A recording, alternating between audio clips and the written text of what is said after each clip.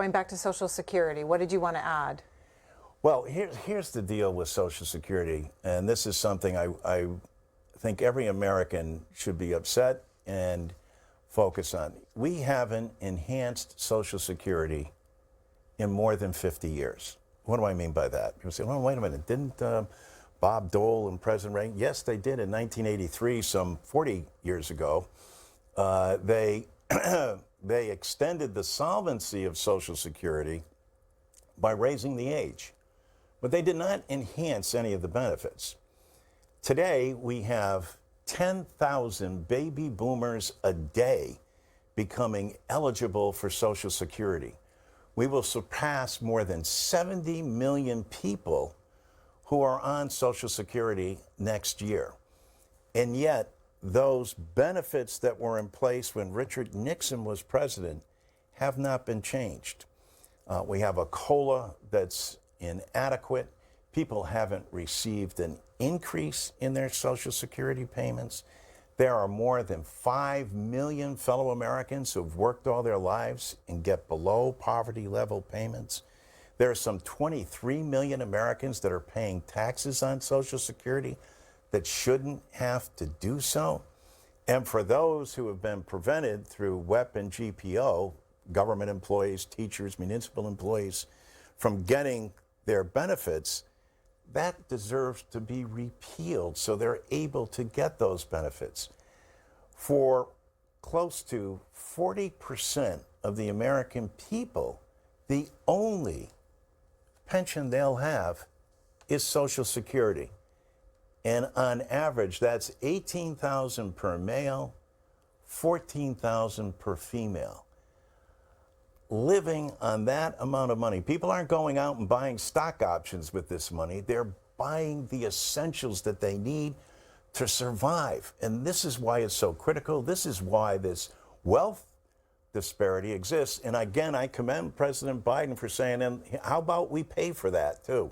And how do we do that? We lift the cap on people making more than $400,000.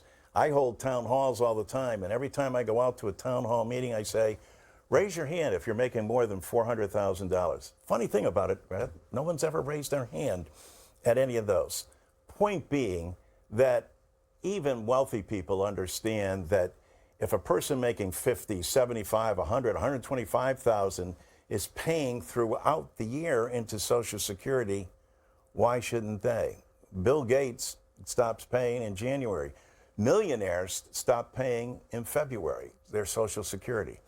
Somehow, I think when the American people understand this and understand that this will both pay for Social Security, extend its solvency into the future, but provide the benefits that people actually need. And oh, by the way, it's the best economic development plan that we could have for the country. Where do they spend that money? Right back in the district and the communities they live in. And where do they spend it? At the grocery store, at the pharmacy, at the local gas station. They pay for their rent, etc. This is what keeps that's the genius of FDR and what he knew was needed in this great system of capitalism that we operate under. You need to have that balance, that safety net that is actually paid for by people. It's an earned benefit. It is not an entitlement program. People pay for it. And yes, companies pay the other half, but they get a tax write-off for that.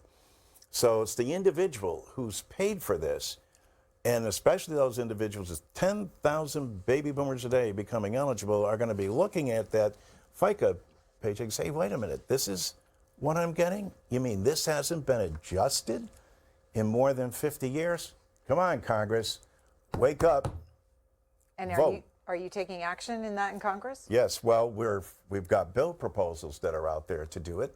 We haven't been able to get a vote on it, but we're hoping we will. And we're hoping that viewers and people around the country start saying, hey, wait a minute, this hasn't been adjusted in more than 50 years?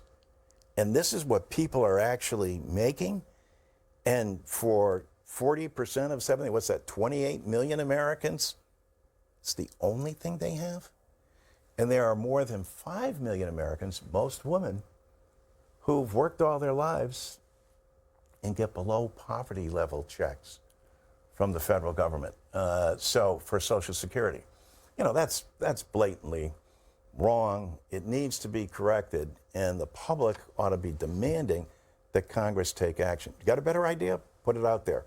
We have something we call Social Security 2100 that does all of those things, has an across-the-board increase, repeals WEP and GPO, makes sure that the disability system of Social Security, more veterans rely on that than they do on the VA.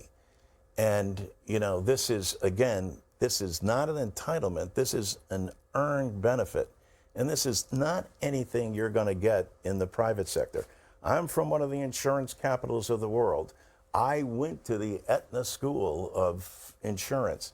They talk about 3 legs on the stool, those 3 legs being your personal finances, what you've had and what you've been able to put together, and then other assets like your home and pension, et cetera. And the 3rd leg is Social Security, the nation's #1 insurance program, #1 anti-poverty program for the elderly, and until the child tax credit becomes permanent, the #1 anti-poverty program for children. Congressman John Larson, we appreciate the conversation as always. Thank you for being here. Oh, my pleasure.